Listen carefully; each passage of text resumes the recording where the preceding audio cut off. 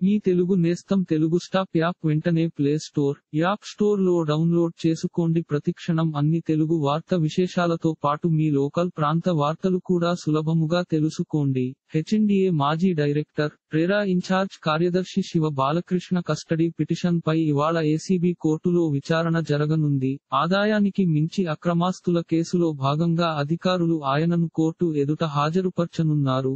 ACB అధికారులు నిర్వహించిన తనిఖీల్లో శివబాలకృష్ణతో పాటు ఆయన కుటుంబ సభ్యుల పేరిట మొత్తం 15 బ్యాంకు లాకర్లు ఉన్నట్లు గుర్తించారు. సోదాల సమయంలో శివబాలకృష్ణ నివాసంలో ఉన్న 84 లక్షల రూపాయలు నగదు దొరికిన సంగతి తెలిసిందే. ఈ క్రమంలోనే లాకర్లు తెరిస్తే మరిన్ని ఆస్తుల వివరాలు బయటపడే అవకాశం ఉందని ఏసీబీ అధికారులు భావిస్తున్నారని తెలుస్తోంది.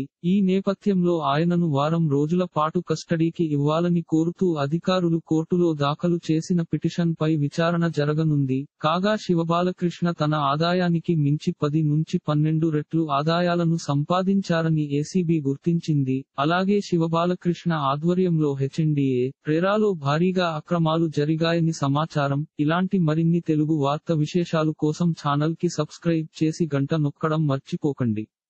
ఈ వీడియోని తోటి మిత్రులకి షేర్ చేయండి. మీ అభిప్రాయాన్ని కామెంట్ లో తెలపండి.